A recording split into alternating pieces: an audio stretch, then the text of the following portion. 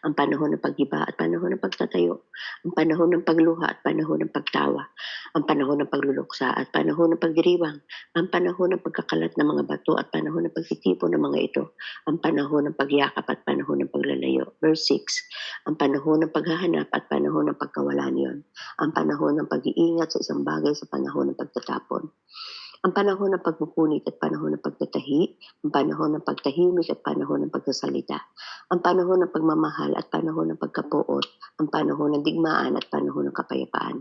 Verse 9, ano ang mapapala ng tao sa kanyang ginawa? Alam ko na ay tinakda ng Diyos. Alam ko na tinakda ng Diyos sa tao. Inaangkop niya ang lahat ng bagay sa kapanahunan. Ang tao binigyan niya ng pagnanasang alamin ang bukas, ngunit hindi niya binigyan ng pagkaunawa sa ginawa ng Diyos mula sa pasimula hanggang sa wakas. Alam kong walang pinakamabuti sa tao kundi magpakaligaya at gumawa ng mabuti habang siya'y nabubuhay.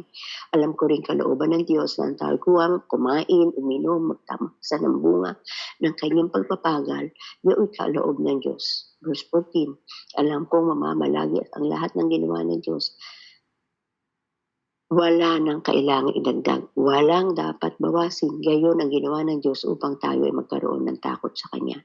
Lahat ng nangyayari ngayon ay nangyayari na noong una. Gayon din ang nagaganap pa. Paulit-ulit lamang ang mga pangyayari. Kawalan ng katarungan, verse 16. Nakita ko din sa ibabaw ng lupa ng katarungan at pagiging matuwid ay nababahira ng kasamaan. Sa loob-loob ko'y kahatulan ng Diyos ang masama at ang mabuti pagkat may tinakda siyang panahon para sa lahat ng bagay. Tungkol sa tao, naiisip kong sila ay sinusubok ng Diyos upang ipakilalang ang tao ay tulad lamang ng mga hayop. Ang hangganan ng tao at mga hayop ay iisa, kamatayan. Iisa ang kanilang hininga. Ang tao'y wala ng kaibahan sa hayop, pare-parehong walang kabuluhan. Iisa ang kauuwian, lahat ay buhat sa alabok at sa alabok din uuwi. Amen. Sino ang nakakatiyak kung ang kaluluwa ng tao ay akad sa itaas at ang kaluluwa ng hayop ay mahuhulog sa kailaliman? Verse 22, last verse. Kaya't naisip ko nang walang pinakamabuti sa tao kundi magpasasa sa kanyang pinagpagalan, wala na siyang ibang magagawa at sino ang makapagsasabi sa kanya kung ano ang mangyayari pagkamatay niya. Purihin po ating Panginoon sa pagbasa ng kanyang mga salita na napakahalaga sa ating kapanahunan. Sabi nga po dito, sa verses na ito na ating pinag-aralan, na sabi nga po dito, may kanya-kanyang panahon, na kung saan itinakda ang Diyos. Dito ipinakita po dito ni Haring Solomon na kung saan may magandang plano lagi ang Panginoon sa bawat buhay po natin. Ito po ay nagbibigay sa atin ng paano, sabi nga po sa ating binasi, paulit-ulit yung cycles of life. Each with us work for all us do. Ito po yung bagay na kung saan dapat nating gawin. Kung ano yung kapanahunan, sabi nga po, kung ikaw ay itinakda na magbigyan ng pagkakataon, lalo na po sa gawain ng Panginoon, grab the opportunity, baka ari yun na lang po ang panahon na dapat makapaglingkod sa Diyos. Parang ganun po, Kaya nga kung patungkol sa Diyos, i-grab natin. Sabi nga po, may mga bigsa na tayo humahanap sa mga problema na kung saan para titingnan natin, parang hindi ito yung plano ng ating Panginoon na matatanong natin. But hindi wag po itong maging hadlang upang ito ay magkaroon tayo ng pananampalataya lagi sa Kanya. Para sa halip, ito'y opportunity na i-discover natin, tuklasin natin kung ano yung bagay na gusto sa atin ng ating Panginoon. Dahil kung walang Diyos, andun nga po na kung saan ay kung wala tayong Diyos, ang problema natin sa buhay talagang para pakita natin ay wala ng solusyon. Pero salamat sa Diyos, alam natin na sa panahon natin ito, lahat ng bagay ay may solusyon. Sabi nga po ay yung opportunity natin na i-discover kung ano lang ng ating Panginoon. Ako po'y nabe-bless sa inyong tatlo dahil may mga potential pa kayo, kayo ibinigay ang ating Panginoon na kung saan sa paglingkod natin at sa pagkakilala natin ngayon, doon ko na-discern kung sino nga po ba may kuling ang ating Panginoon. Para kayo po kasi si Ma'am Andalie, Sis Babe at saka Ma'am Andrea ay meron pong isang bagay na kung sa'y kuling sa inyo na ang ating Panginoon. Na yun po sabi nga po dito, it is oportunidad natin na patuloy po natin tuklasin. Bagamat alam natin sa panahon, pag nagagamit na natin, nagagawa na natin, pero patuloy pa po natin tuklasin. Ito po sa ating nabasa na kung saan ay sa 1 hanggang 8, yung panahon, na iba't ibang panahon, na nabasa natin. Ito po sabi nga po, timing is important. Mahalaga yung oras, Lahat po ng nakaranasang itong lakas kung saan ay nabasa sa kanya-kanyang panahon na ating nabasa dito po sa 2 to 8, nakita po natin napagninilayan. Ito po sabi nga po, "All experiences listed in these verses are appropriate at certain times." Meron pong tamang panahon sa bawat araw, ano. Dito po na kung sa'y panahon ng pagsilang, panahon ng pagkamatay, alam po natin 'yun. Dahil sa ating karanasan, kita na po natin sa ating mga edad, ano po. Ang sekreto lang po natin dito ay yung magkaroon tayo ng kapayapaan na kung saan sa ating Panginoon. Sabi po dito, the secret of peace with God is to discover. Ayun, yung ating kapayapaan sa Diyos ay dapat natin tuklasin, tanggapin, accept, at appreciate po natin yung tamang panahon yun ang pinibigay sa atin ng ating Panginoon. Ang magiging danger lang po natin dito mga kapatid ay kung tayo magkakaroon ng alinlangan sa tamang panahon ibinibigay sa atin ng ating Panginoon. Gaya po nitong time na ito, sa oras na ito, tayo po ay umaasa na meron tayong magbabahagi ng salita ng Panginoon dahil nakaprogram tayo, meron tayong programang iniaayos. But somehow, kung anong reason, hindi natin po alam kung bakit hindi nakapasok yung magbabahagi. Pero ito yung kung saan ay dapat nating paghahandaan. Huwag natin na kung saan huwag tayong mag-aalinlangan sa tamang panahon binigay sa atin ng ating Panginoon dahil ito daw po yung magbibigay sa atin ng kung saan hindi natin napag-aantahan ay maaari sumingit ang kaaway at ito yung maglilid sa atin, magdadala sa atin para tayo magtanong, bakit maging yamayamot? Sabi nga po dito ay na kung saan ay andun na kung saan nakasabi mag-aatake sa ating burong debro. O ayan, ganito, gano'n. O, di ba, wala dumating. O, gano'n, gano'n. Aatake sa puso natin. Pero, sa ating mga may mga potential naman tayo pang-unawa, grab natin yung opportunity na i-handle mo yung bawat sitwasyon. This can lead us to despair, rebellious, and moving ahead without His advice. Kaya po, yung tayo binigyan ng Panginoon natin na kung saan ay maging control natin ang lahat ng bagay. Isipin natin kung ano yung dapat magagawin sa panahon na kung saan ay tayo po ay sa mga panahon na hindi natin inaasahan. Dapat nga may perfect timing ni God at ang magiging delikado lang po tayo na huwag tayo magkaroon ng alinlangan. Na kung sa ito po magiging root o magiging ground ng Panginang Diablo para masira po yung ating mga dapat ayusin. Sabi nga po dito sa verse 8, na kung saan ang panahon ng pagmamahal at panahon ng pagkapuot, ang panahon ng digmaan at panahon ng kapayapaan. Dito nga po meron ito yung panahon na kung saan ay makikita po natin na panahon na kung saan ay nagkakaroon tayo ng kumbaga nayayamot ka sa isang kapwa mo, but sabi nga po, maiinis ka, pero sabi nga, we should hate what they do. Kumbaga natatanggal, kumbaga kagaya ng sitwasyon niya. Pero sabi nga, dapat po natin na kung saan ay being a minister ng ating Panginoon, tayo ay nagmi-minister, nagtuturo na rin sa harapan, nagagamit na rin ng ating Panginoon. Kailangan po natin mga kapatid yung kung saan ay pasensya, pangunawa, at andun nga po na kung saan ay dito sa ganitong sitwasyon, ay andun nga po na kung saan ay mau-honor natin ang ating Panginoon. Dahil bakit? May wisdom tayo kung ano ibinigay sa atin na ito na lang ang dapat natin gawin. Sabi nga po ay kumbaga, andun yung right attitude na kung saan ay dapat po makita po natin na kung paano yung sitwasyon natin i-handle. Kagaya nga po yung sinabi na kung saan ay kung saan ay dapat maging i-handle natin, tayo yung makokontrol natin dahil andyan naman yung Holy Spirit sa atin para tayo sa mahat kabayan. Po. Okay, dito po sa 9 to 30 na ating binasa, po. Sabi nga po dito ay yung ating mga ability, yung ating mga kakayahan, ito po yung kung saan ay, sabi po dito, your ability to find satisfaction in your work depends to a large extent upon your attitude. Kaya nga po, depende nga po sa ating mga character and attitude. Kung ating nga po kasi sinabi, maganda po ito kasi may highlight nga po ito sa akin, yung sinabi nga po sa verse 11 na may highlight sa aking Bible, sinabi, inaangkop niya ang lahat ng bagay sa kapanahunan. Ang tao ibinigyan niya na kapag nanasang alamin ang bukas, ngunit hindi binigyan ng pagkaunawa sa ginawa ng Diyos mula sa pasimula hanggang sa wakas. So, ito po yun. May mga taong ganito. Halimbawa po, may potential, may kakayahan. Na kung saan ibinigay ang Diyos ang Panginoon sa kanya.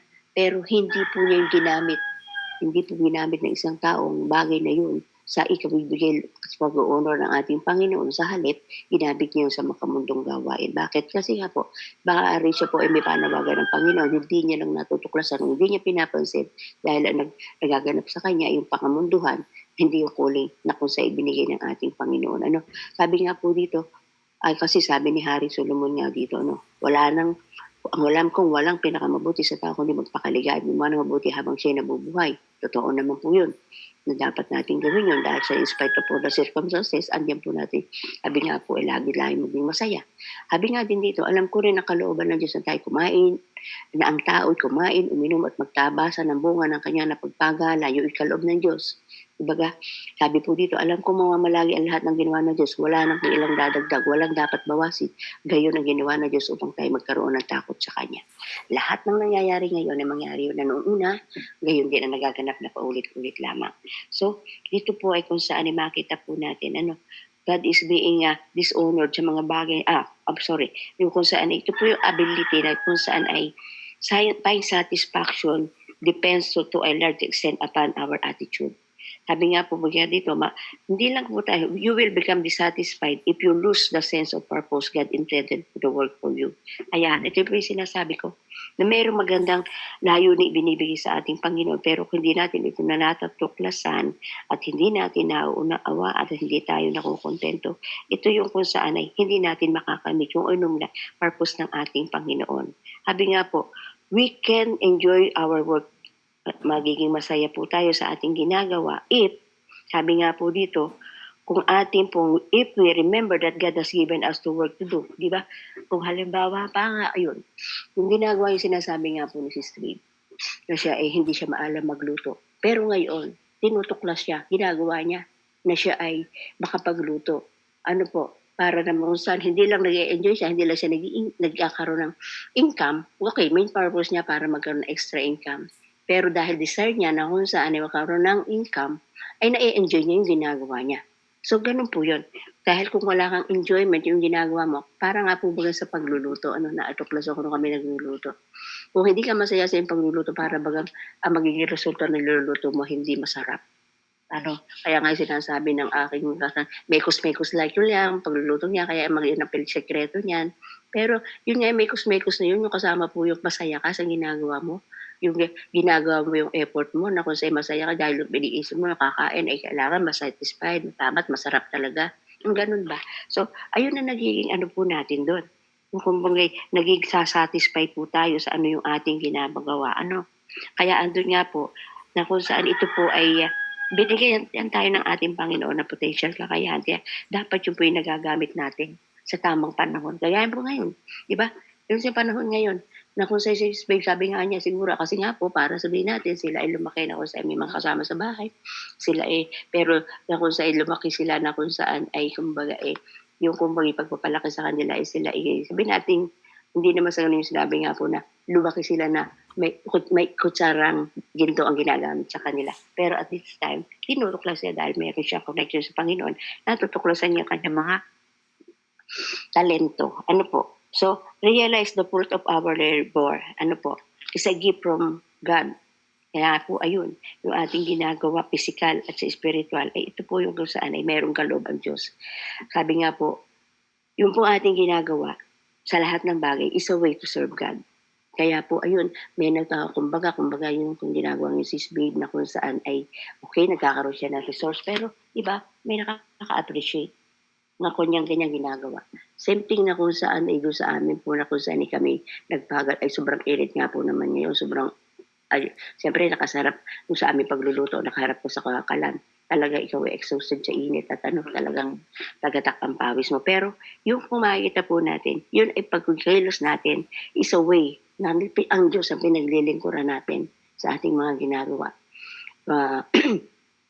Na kung saan, ayun, yung kumbaga yung sa ginagawa ni Sister Babe, may nakaka-appreciate, nakakatikim ng kanyang mga menu na hindi natitikman nung una, kaya nagpapasalamat sila. Kami sa ginawa naman namin, nung aming pagluluto sa mga bata, kasi kung walang magluluto, mga bata ay abala na.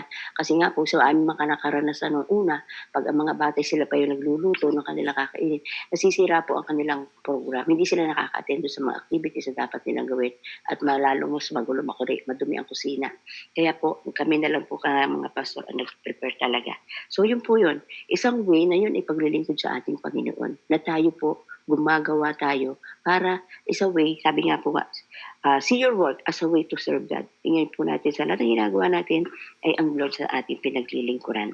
Sabi nga po dito, tingnan po natin dito sa verse 11, ano nga po ito nga sinabi ko kanina, inaangkop niya ang lahat ng bagay na sa kapanahonan at ang tayo binigyan niya ng pagnanasang alamin ang bukas, ngunit hindi binigyan ng pagkaunawa sa ginawa ng Diyos mula sa pasimula hanggang sa wakas. Sabi nga po dito, God has set eternity in the heart of man. Ano po, sa puso po natin talagang tayo sa paglikha natin, tayo sa ating Panginoon ay para sa Kanya. Kasi nga po, sabi ng ating Panginoon, ay tayo nilikhang kawangis niya. Lalangin natin, Genesis 26, lalangin natin ang tao ayon sa ating wangis. Pero dahil nga po, nasa mundong ito, hindi natin natutuklasan yun.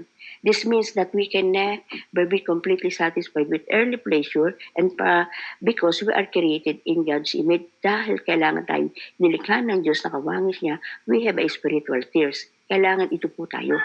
Magkaroon tayo ng pagkauhaw spiritually. Dahil tayo po ay may eternal value. Meron tayong kung saan ay pagpapahalagang buhay sa buhay na walang hanggan at nothing but the eternal God can truly satisfy us. Sabi nga po, iniangkop ng niya ang lahat ng bagay sa kapanahonan, ngunit ang tayo binigyan ng kapagnanasang alamin ang bukas, ngunit hindi binigyan ng pagkaunawa sa ginawa ng Diyos mula pasimula hanggang wakas. Ang gusto ng ating Panginoon, kaya sa paglikha natin ng ating Panginoon, Genesis chapter 1, lalangin natin ang buwang langit at lupa, lalangin natin, it is good, di ba? Lahat ng bagay na likha ng Diyos na mabuti. Sa bandang huli ng kanyang paglikha sa 5 araw, it is good. At the end of the day, sabi niya, it is good. Diba? Nung pagkalikha niya. So tayo kasama doon sa nilikha ng Diyos na mabuti. Kaya nga po, sabi nga po dito, sabi nga po tayo ay may kahalagahang eternal value. Yung ating pong buhay na kung saan ay may kahalagahan. Nothing but the eternal God can truly satisfy us. Walang ibang bagay na makakasatisfy sa atin kundi yung presensya ng ating Panginoon at ang kanyang salita. Sabi nga po, tayo siya ang pinakang-perfectan. Binigyan niya tayo, He has given us a glimpse of the perfection of His creation. Diba? Binigyan niya tayo ng pananaw kung paano ka-perfecto yung kanyang mga nilikha. But it is only glimpse. We cannot see in the future or comprehend everything. Pero yung glimpse pa nga lang yung nakikita natin yung creation niya, yung kapaligiran natin, yung himpapawid, yung karagatan. Yung pag tayo ina-appreciate natin yung mga kabundukan, pag tayo nasa himpapawid, nakita natin yung mga ulap, kung paano, pag nasa kagitabi ka ng karagatan, mahahanga ka kung paano yung mga bato ay nilikha ni God, yung sa kabundukan, yun po ay isang bagay na kung saan makikita natin, na kung saan kadakila kausap ang ating Panginoon, na kung saan ay so sabi nga po dito, pagpapakita na kailangan lang po natin patuloy magtiwala sa Kanya ginawa, sa Kanya at sa Kanya pang gagawin. So we must trust Him now and to do His work on earth. Ayun po, yung kahangahang ginawa ng ating Panginoon, kung saan nakikita natin at kahanga-hanga kung paano tayo tinawag sa panahong ito. Ako po, sabi ko nga po, Lord, sa mga hinanggap na ako maliit pa, nagtapos ng midwifery, nagtrabaho sa hospital, bago nag-abroad, ay wala sa isip ko yung ganitong bagay, na kung saan ako magiging lingkod niya, na kung sa aking, sa edad ko na ito, dahil sabi ko, akala ko noon, sabi ko nga po na kung saan pwede naman akong mag-abroad. Kung tutuusin, ang una-una kung pwede akong bumalik, mag-abroad, kaya lang, ang akin naging dito, yung meron na conviction sa akin, may banal na takot na sa puso ko. Bakit ka mag-abroad? Andito na nga ako na dapat mong paglingkuran. Parang ganun pa, mababaw pa yung aking pangunawa, pero parang meron ng banal na takot ng maliit sa puso. Pero yun po ay lalong naunawaan ko habang po ako'y umiidad. Sabi nga po, kailangan po na kung saan ay magtuloy tayo pagtiwala sa mga tungkulin na sa ating Panginoon at sa mga tungkulin ginagampanan po natin na ito sa mundong ito dahil ito po ay kalooban sa atin ng ating Panginoon. Sabi nga po, alam kong walang pinakamabuti sa tao kundi magpakaligaya at gumawa ng mabuti habang siya ay nabubuhay. Sabi po sa verse 12. Sabi po, to be happy and do good while we are live on earth is worthy goals for life. Yung tayo maging masaya at gumawa ng mabuti ay napakahalaga. Ito po yung layunin natin dito sa buhay. But we can pursue them to a wrong way. May mga pagkakataon at ito po yung totoo sa mga taong walang pagkakilala sa ating Panginoon. Ito po ay magbibigay sa ibang tao na walang direction na kung saan ay walang gabay ng Panginoon dahil andun nga po na kung sa'yo dahil wala silang tumapatnubay sa kanila, nagagamit nila sa kamunduhan yung mga talento o kakayahan na meron sila. Habi nga po dito, gusto ng ating Panginoon, mag-enjoy tayo sa buhay. Kung meron tayong tamang proper view of God, tamang pagkilala, tamang pag-unawa sa ating Panginoon, at madidiscover natin, matutuklasan pa po natin ang tunay na kaligayahan, ay mapapabi po dito, we discover the real pleasure is found in enjoying whatever we have given from God, not with what is accumulate. O diba? Ang ganda nito. Sa ating pong panahon ngayon, tayo natutuwa na mabibigyan natin ng honor ang ating Panginoon dahil sa ating ginagawa. Hindi tayo natutuwa dahil o nagtatawa nasasayahan dahil doon sa ating nagawa. Kundi yung mga ginagawa natin, natasayahan tayo dahil nakagawa tayo. Dahil yung inibigay natin na honor natin ng ating Panginoon. There is big difference na tayo sa ngayon, gumagawa tayo, yung purpose ng ating Panginoon para sa glory niya. Kaysa sa mga taong wala relasyon sa Diyos na kung saan sila, yung success nila, nagawa ko ito sa sarili ko. Kumbaga, yung proud na proud siya, walang pagkilala, hindi na honor ang God. Dahil bakit? Walang po siyang pagkilala sa ating inangkin niya, yung pag-honor na yun, na dapat ibalik sa Diyos. Ano po? So, maraming pagkakataon po tayong karanasan nakita sa ganyan. Kung napansinin po yun, noon isang batang nagtapos na may honor, na kung saan ay sa pag-honor niya siya kumbaga isang proud na proud siya, na kung saan ay meron nagbigay ng comment na sabi, ikaw pinagpala, you are blessed dahil binigyan ka ng pagkakataon ng Diyos, na binigyan ka talento, ganyan. Pero ang sabi niya, bakit ko pasasalamatan ng Diyos? Ako ang gumawa nito. O di ba, nakakalungkot. Sarili ko ito, ginawa ko ito ng sarili ko. Napakabata pa ng batang yon. Ay, yun po isang bagay na kung saan, sabi nga po, na makita po natin dito na God wants us to enjoy life. When we have the proper view of God, we discover that the real pleasure is found in enjoying whatever we have as gift from God, not what we accumulate. Hindi yung kung ano yung nagawa natin, na ipaproud natin, kundi ang magsaya tayo na ibabalik ang papuri sa ating Panginoon. So, dito po, verse 14, alam kong mamamalagi ang lahat ng ginawa ng Diyos. Wala nang kailangang idagdag, wala nang dapat bawasin. Ang gayon ang ginawa ng Diyos upang ang tao ay magkaroon ng takot sa Kanya. What is the purpose of life? Ano nga po mag-alayo natin dito sa mundong ito? It is that we should revere all-powerful to God. Ito ay upang tayo magkaroon ng ganap na takot, banal na takot at pag-honor sa ating Diyos. Yung po lang ang nais ng ating Panginoon. To revere, ibig sabihin, pagpapakumbaba natin sa ating Panginoon, ibig sabihin na andun yung respeto natin at tinatayuan natin yung kung paano natin. Sabi, to revere God means to respect and stand in awe of Him because of who He is. Tayo po ay kung saan ang nagiging accomplish po natin, yung naging pagtagumpay natin, ay pagbibigay ng pagrespeto, paggalak, kung paano kadakila ang buhay na ang Diyos sa buhay po natin. Ayun. Kung paano kadakila ang ating Diyos sa buhay po natin. Ang layunin po sa buhay po natin is start with whom we know. Umpisa tayo kung sino tayo, not what we know or how good we are. Ayan, di ba? Ang purpose ng buhay po natin ay makita po natin kung sino tayo, hindi kung paano tayo kabuting gumawa o kung paano tayo kung saan meron tayong talento. It is possible to fulfill God-given purpose unless you have revered God and give Him first place in your life.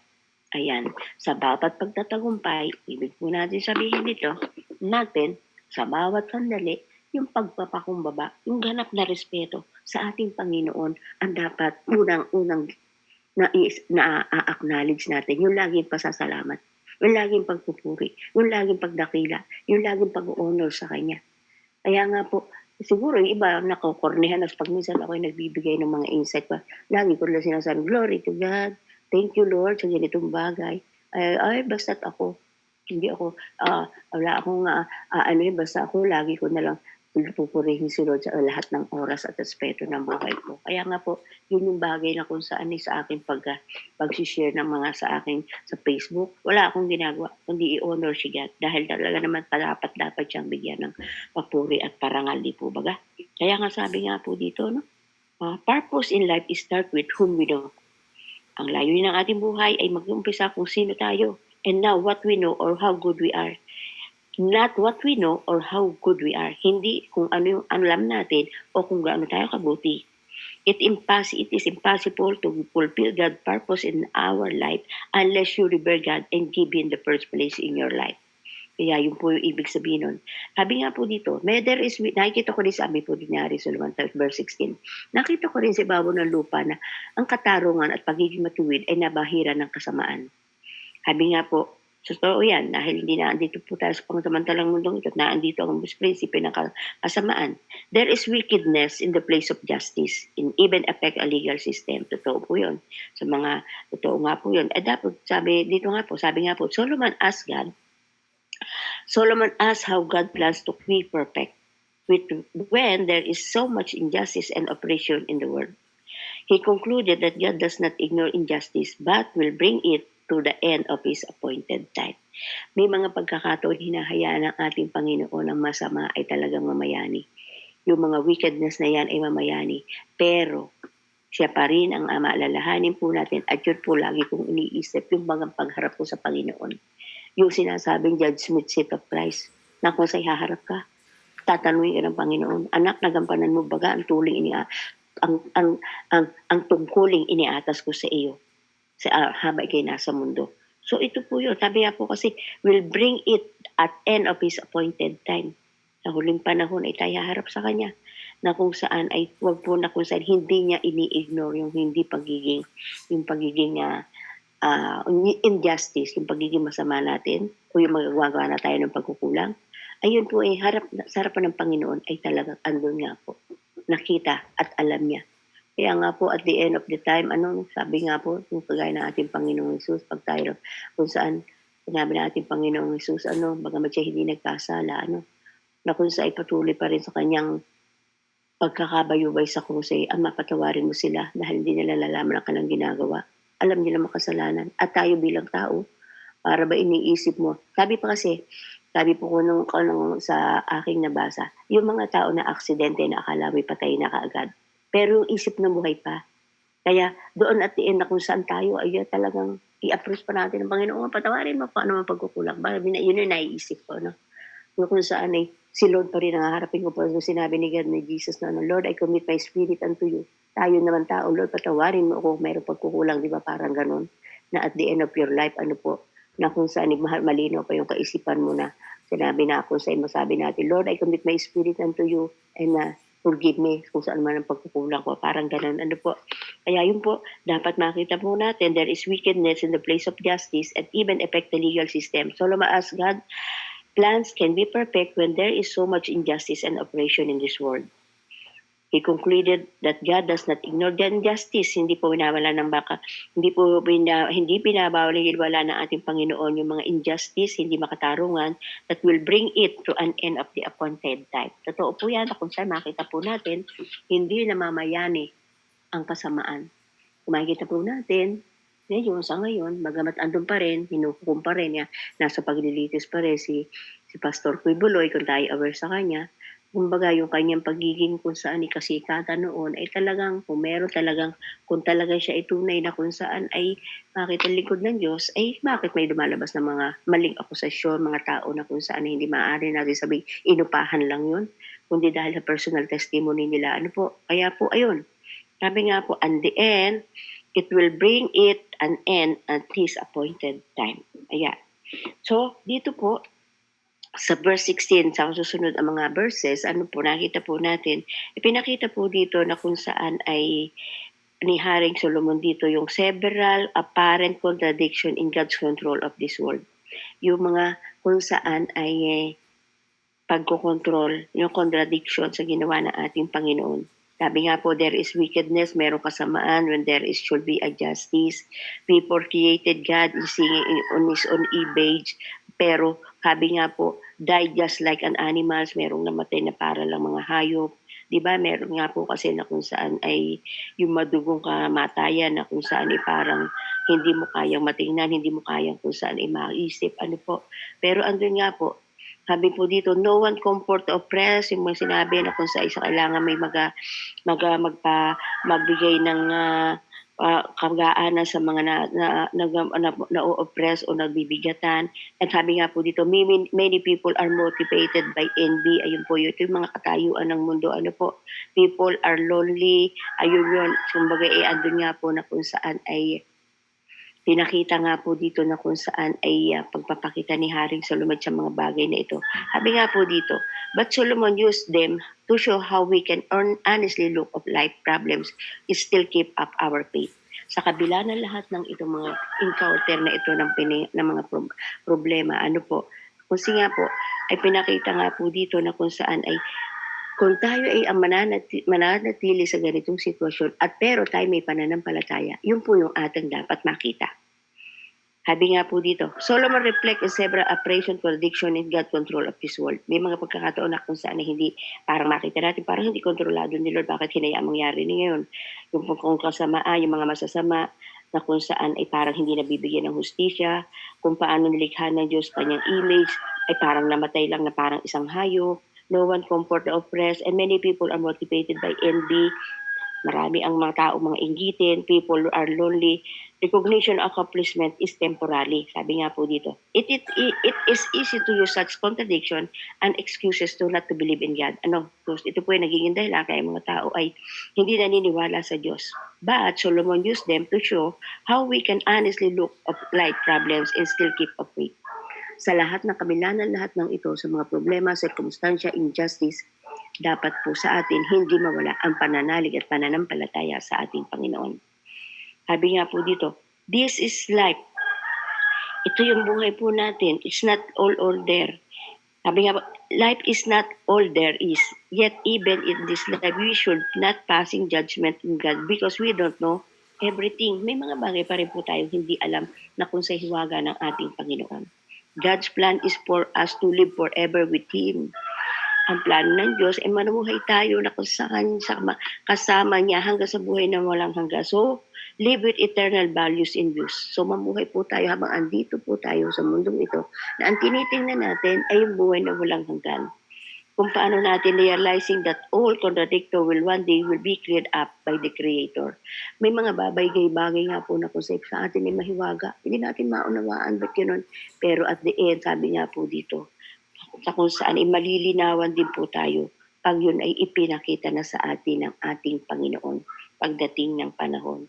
Kaya nga sabi nga po dito, all will be cleared up in creation himself. Kasi nga po, sabi nga po yung bagay, lahat ng bagay na yun, na kung saan makita po natin, dito po sa huling talata nga po ng salita ng aklat ng mga ngaral, ano po, na kung saan ipinakong po dito, sabi nga po kasi dito, realizing that all contradiction will one day be cleared up by the Creator Himself. Kasi sabi po sa verse 14 ng chapter 12 ng last verse ng mga ngaral, last chapter at last verse ng chapter 12, verse 14, lahat ng gawin natin, hagayag man o lihim, mabuti mat masama, isusulit natin sa Diyos. So yun po, we are blessed for this moment dahil sa lahat na ito pinaunawa ito sa atin ng Panginoon. Binibigyan tayo ng talino at kakayahan para matuklasan yung hiwaga niya. Ano po? Kaya po, nakakalungkot nga lang po na tayo, nag-e-effort tayo, ginagawa natin yung ating makakaya para yung ilaw ng Panginoon na iba-iba ilaw din natin sa ating kapwa. Pero talagang marami po ang tumatanggi in my own experience sa ating pagbabahagi ng salita ng Diyos. Pero salamat sa mga tumutugon na ang Diyos po natin ang ating pinaglilingkuran dahil meron pa rin ako sa nagagamit ng ating Panginoon para gamitin na tayo maging asin at ilaw niya. Ano po? Sabi nga po dito, our bodies can't live forever in the present state. Ang ating katawan ay hindi mananatiling namumuhay sa ganitong sitwasyon. Sa ganitong pamaraan, ang buhay ng tao at ng mga hayop ay iisa ang hahantungan. But Solomon acknowledged that God given people the hope of eternity. Yung ating hindi natin alam kasi minsan po yung mga hayop meron po yung po mga kung saan ay talaga yung magiging yung kanilang yung kanilang yung may mga alagang hayop lalo na po kita ko po sa mga pamangkin ko at sa mga ibang tao na kung saan para talagang pamilya member ng pamilya ganun yung kanilang pagmamahal sa kanilang hayop. Pero at the end yung po baga pag pumanaw na parang hindi pa rin handaan yung mga halaga. Meron pa nga po dyan na sobrang pagmamahal, mga aso, pusa, pinakikrimate pa nila. Pero sabi nga po, mayroong bagay na kung sa ipantayan na po, ang kahantungan ng hayop at ng tao ay kamatayan.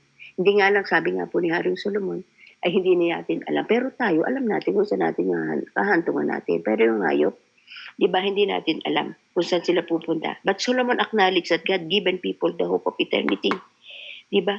Binigyan tayo ng pagkakataon ng pag-asa na ating Panginoon. Meron tayong buhay na walang hanggan. And that we will be undergo judgment in the next life. At magkakaroon po tayo ng paghuhukom sa susunod nating buhay. At andun mga kadit na kung saan ay yun ang kaibahan natin sa mga hayop. Na kung saan mamamatay ang mga hayop at ang tao. Pero tayong tao, alam natin ang ating kahahantungan. Pero ang hayop, hindi natin alam kung ano nga po sila mapupunta. Because man has eternity set in his heart. Tayong tao ay meron tayong buhay na walang hanggan na in-implant sa ating mga puso. He has a unique purpose in God's overall plan. Meron tayong dakilang layunin kung paano itong plano ng Diyos sa ating paglikha sa atin. Yet, you cannot discover God's purpose in our lives by our own efforts. Pero hindi natin magagawa na yung purpose na yun na sarili natin magagawa, yung effort na yun, layo na ating Panginoon sa sarili lang natin.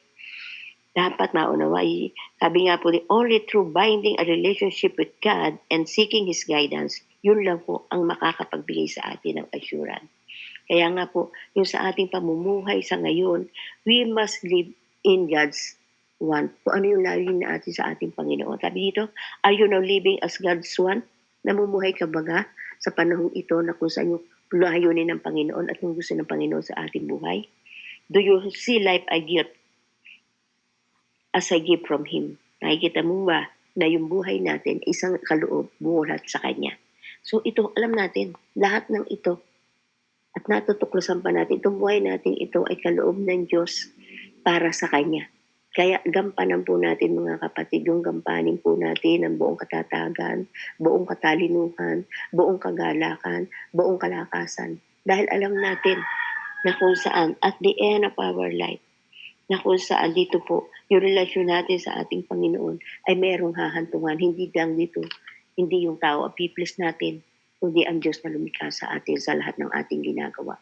Yung pagkakataon na mapiplis natin ang tao na nakaka-appreciate, but most of all, ang dapat natin at the end, dapat si Lord ang nabibigyan natin ng please. Kaya nga po, ito yung katanungang ito, tayo bubagay na bumuhay sa kalooban ng ating Panginoon at yung buhay po baga natin yan sa ngayon, ay nakalam natin, alam ba natin na yun ay kaloob niya para sa atin, para i-enjoy po natin yan. So, salamat sa Panginoon. Nagkaroon po tayo ng overtime, pero po rin po ating Panginoon, dahil sa Kanya lamang po natin siya yung ating napag-aralan, na meditate ang salita niya na nakakasabik na siya ay matuklasan natin sa bawat pinag-aaralan natin. I'm so blessed dahil sa lahat ng ito sa matagal na panahon na pakikipag-aaral. Sa panahon natin ngayon, doon ko pa rin natutuklasan ang hiwaga ng salita ng ating Panginoon. Ang hiwaga niya kung paano siya pabuti, kadakila, kung paano siya ay talagang hindi mo ma-express sa labi natin kung paano, sino nga ba ang ating Diyos na lumikha sa atin. Kaya po rin po ating Panginoon, magpatuloy lang po tayo mga kapatid sa ating mga panawagan sa kuling sa atin at sa lahat ng ito, ang Diyos ang ating mapapapurihan. Tayo po'y manalangin, Ama namin nasa langit, pinupuri ka namin. Salamat sa iyong hiwaga. Salamat sa kapangyarihan. Salamat, Panginoon, kung saan yung layunin namin sa buhay na ito, God, ay tunay nga po na patuloy mong pinapaalala sa amin, O God. Salamat, O Diyos, ikaw po patuloy na aming pinupuri na sa umagang ito, God, panibagong araw ng linggo na aming tatahakin, ay ikaw na po yung aming pong nakaniig. Lord, thank you so much for your mercy and grace, for your love, for everything, O God, na kung sa hindi na namin mabanggit ang aming mga labi, O God. Salamat po, Panginoon. Salamat sa biyayang pagpapala mo sa tulong, karunungan, kaalaman, para po kay Ma'am Andrea, kay Sis Babe, kay Ma'am Annalie, Lord, lahat ng ito, O God. Lahat ng mga plano mo sa amin, Panginoon, matuklasan po namin habang ikaw po ay amin pong nakakaniig, O God, sa pangalan ng Panginoon Jesus. Lord, salamat po. Sa iyo lamang ang kapurihan, pagsambat, kaluwalhatian. In Jesus' name, amen and amen. God bless po everyone. Back to you po, Ma'am Bea. Amen.